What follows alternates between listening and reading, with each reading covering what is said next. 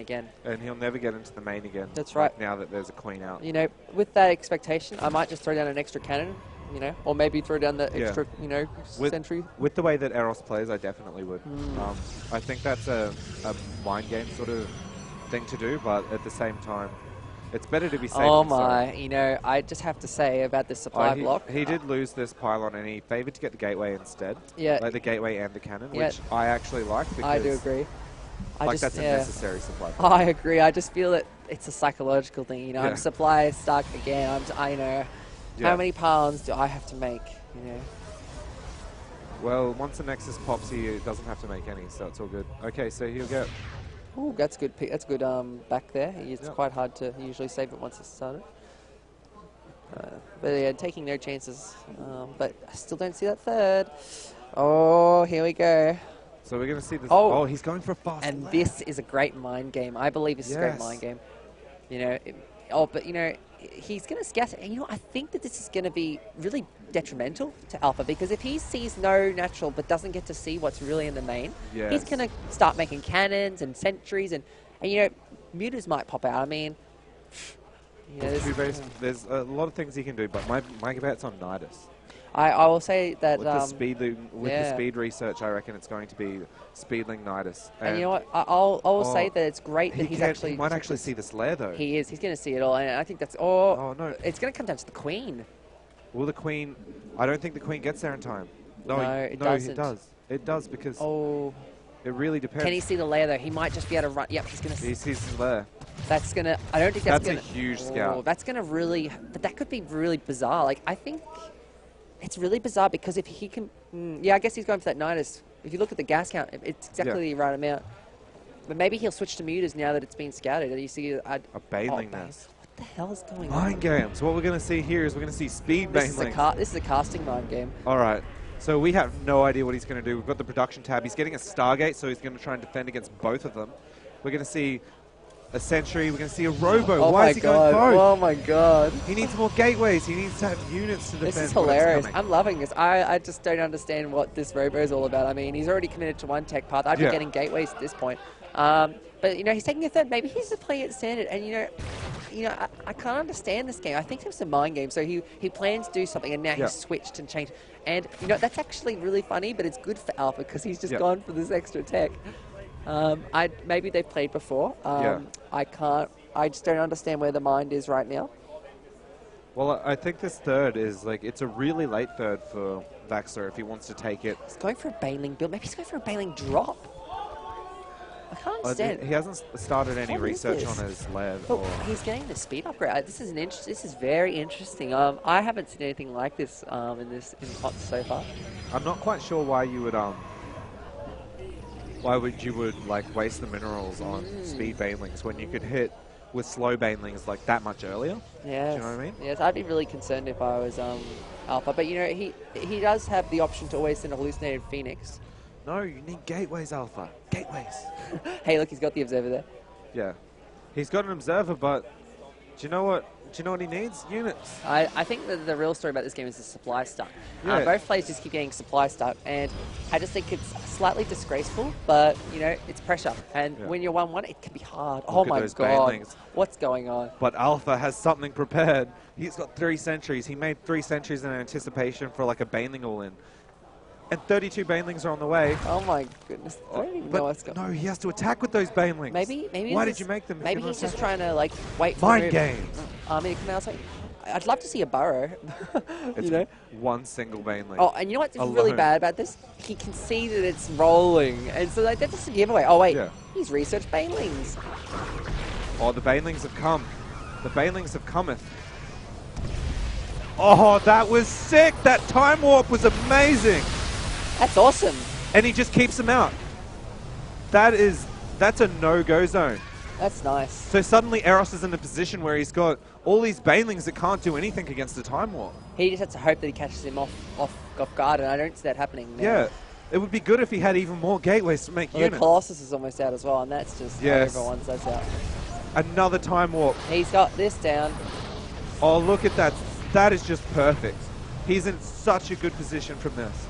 Look at how wasteful these banelings are. Yeah, that's right. Where do you go from here? He needs to run back, go for the drop play, and hope to get a good surround. You know, you've seen those games where they drop all the stuff on your units, but you know, it's still a long shot. And I think Alpha understands now that if he can just hold on, he can always just power through.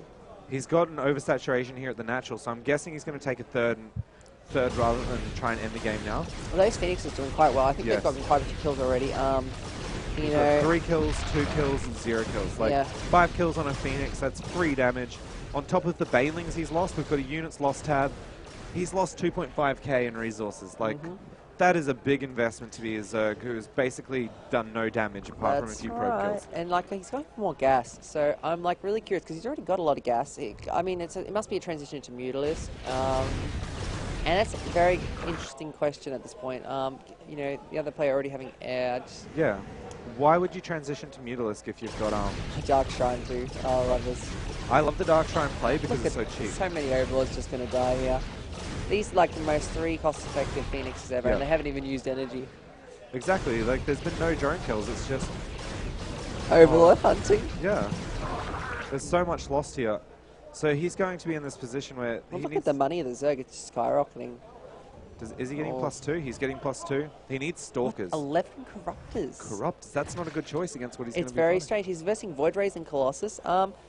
It's okay. I just don't even think he really knows. He doesn't really have a game plan. I think he's just sort of going with the flow at this point. All right. So he needs to pull out. That's what she said. Just pick up the Queen. Yeah, he picks up the Queen, but he's not going to kill it this go. He's got enough energy just to keep lifting it until it dies there. Lift. Alright, no, attack with 2 queens. God damn. Oh. Okay, he gets it, but he doesn't lose any Phoenix, he just flies away. It's a happy day for him. He sees the Corruptors, he knows what's going on, he needs more Stalkers. Such a nice position for Alpha. But there's more Zerglings, there's more Banelings, so I'm guessing his goal is just to take out the Colossus, take out the high damage dealing air units. But how well are they going to do against the Archons? You know, maybe his best chance is to go for a nice arc, just random all in. I don't know. Yeah. I just think he needs Overlord drops to even have a chance. Yeah, I absolutely agree. I think he needs to go back to that Morrow style of dealing with the Death Ball and just Roach, Ling, Baneling drops, like just constant being everywhere. Well, he's got all those cannons, right? And that should tell him that. I hope he doesn't just run in there. Well, the Nexus cannon is up. Is he going to try and get to the main? This would be really good. This is a really good setup for him. Oh, force fields go down. The Banelings are pushed out. He's trying to force the engagement, but he can't force too far away. Force fields go down. Only half the units connect, but still, half the units is a lot of units connecting right now. This is actually going quite well for Zerg. Yeah, there needs to be a little bit more micro on those Colossus. How much is enough damage, though, do you think? Well, he's done decent damage, but he's still far behind. It's just, the question is, how long can he hold on? They're both 3 base now, and the Protoss is taking his 4. It's just a matter of time before Protoss economy just overtakes the Zergs completely. Well, in the unit counting station, we have 30 Zerglings, 4 Corruptors, that's it. And this is where a Nidus would be quite nice. So he's already out in the field, right? He had to come all the way back to the main, and that would be the opportunity to attack the natural. I hate his SimCity. I'm just going to say that. I think that he could really work on that. A good transition right now would be into Mutalisk. He's got the Spy, he's got all the gas and money. I'd love to see that. He could try and go for that base race style as well. But he's now electing for a Roach Warren. So as I said, I don't think he actually has a plan for this game. And I think that's really going to hurt him. He's still on 3 base, and now he's switching to a Roach Warren. He's invested so much. I can't understand the thought process behind this. What do you think? Well, I think that he wants to go back into a safer tech route. I think he's probably thinking that the Ling Corruptor style just isn't going to work for him at this stage. Like, his push failed, and now he's spent so much resources that essentially did nothing. Like, these Roaches are at least a little bit safer, but he just doesn't have the upgrades for them. And, like, he might try and go for, like, Roach Hydra, but at this stage, he needs to be thinking about new tech units. He needs to be thinking about a swarm host that perhaps lays siege to this third. Like, 3 units trying to get these cannons down. It might not work at first, but you can try and keep him pinned down. Basically, MGG Alpha can control the pace of this game if he wants to at this stage. Like, the Zerglings actually do not give him any buffer. These Banelings, they're useless to force field. I'd like to see some Swarm Hosts with all those cannons there. Swarm Hosts would be great. I think that Swarm Hosts and Vipers are what he needs right now. He needs to get out of this Wings of Liberty sort of thinking process, and he needs to bring his A game to Heart of the Swarm, because the new units are good. The new units do things that he's just not quite doing with them yet. And I think that at the end of the game, maybe someone's going to go over and have a talk to him like, oh, maybe you should have done this, should have done that. And that's what I'm looking forward to seeing, like his progression from this stage, because I don't think this push is going to do the damage it needs to do. I'd love to see a flank, or like a Ling run by into a flank. So, I mean, obviously he's in a good position now to defend everything with all those cannons. I just think that he should have expanded more. He's got all that extra money. You know, lack of expansion. He has. Oh, well, there's Zealot drop going on in the main. He's going to get this clean. He's not going to get much else. He's going to get like a few roaches, but still, he's pulling the whole entire army back just for that. Yeah, you know, because sometimes players all have their hotkeys on one, and yeah. I'm sure that everyone does it at the time, but you know, he's going to want to get this out of there. It just goes so he's being proactive. You know, he's keeping him on his feet. You know, not letting him get comfortable, and you know, it's psychological. We've talked about that. Always important. All these gateways and a fleet beacon, so he's just going for the ultimate. Yeah, he's going for like the GG Lord Infestor composition of Protoss right now, which is Void Rays, some Tempest, maybe a few High Templar just to feed back Swarm Hosts. But, oh, there's a muta transition going. There's a muta, or is it lots of no, it's a single muta. It's okay, guys. I love it's a single muta. Hey, he's got going to scout with it, you know. Yeah, you know, one muta can win a game. It's proven. There's engagements going on here. Sorry I didn't catch that straight away. Both the time warps are going down. The force fields are a little bit late, but that's okay. He wants to force the engagement on his terms. So right now he's just playing defensively. He wants to fight with his cannons. Oh, this Nexus doesn't get cancelled, but at this stage it doesn't overly matter. Look at this engagement. He hasn't used overcharge at all yet. He's going to force this back right into where his cannons are. Oh. Interesting engagement. Good for Protoss, but this is a good engagement for Protoss. Yeah. So it's just going to warp in. Will we see any DT warp-ins? No, we're seeing the supply drop for the Protoss player though, because there's just not enough energy on these High Templar for more storms. Yeah, that's right. One of the big things, unfortunately, was that our Zerg player he lost all his banelings in the first couple Colossus swipes. If he'd spread them out a bit, it would have made a huge difference. Well, meanwhile, this base was sniped meanwhile, we're not even catching up here. We're falling behind. Yeah, we don't even know. Okay, so we've seen another base go up by the Protoss player. He's double expanding behind this. He's feeling so comfortable, so ahead. He's 50 supply up. We see on the unit counting station, it's just Lings, Roaches, and that's it. And the harvester count looks hilarious, over 87. So that's quite a lot as opposed to 41. What can you do with 41 drones? Roach. No wonder he switched tech, everyone. Yeah. You know? Yeah, well, the Roaches are really inflating in supply then, because they're not as effective. That's right, and I think that, this push is just going to end the game. Like, the High Templar have Storms. His supply is much higher. Yep. And I'm sorry to say, but this is probably the end of the game. Storm and Time Warp, so he doesn't quite get out of those. But he needs to micro. He needs to micro these Colossus back, but he just doesn't care. He blankets with the Storms. He isn't using his units across the map though, so it kind of feels like he's wasted these units just about. Like he could be pressuring with these units over here.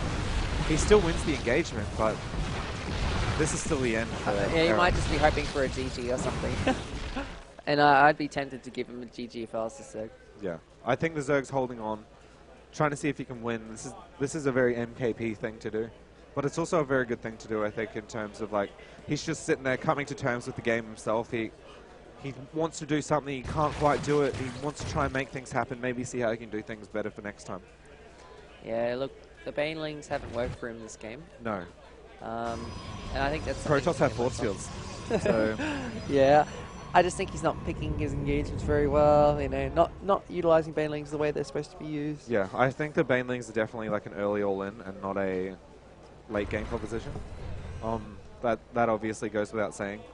I should probably say that in a more sarcastic way. He could have sent all his overlords in as well when he engaged. Could the psychological factor, oh, what the hell, he's going to drop Banelings, but really, nothing's going to happen. And there's a lot of ways he could have done this a bit better. So he's going to start sniping tech while he's inside the base. That's a complete overkill. Well, I would be tempted to just be like, can you get out of my game? That's right. Because it is a complete overkill. It's just that's so GG. easy. And I guess I'm playing Alpha. You are playing Alpha in the next round. Oh. That was GG.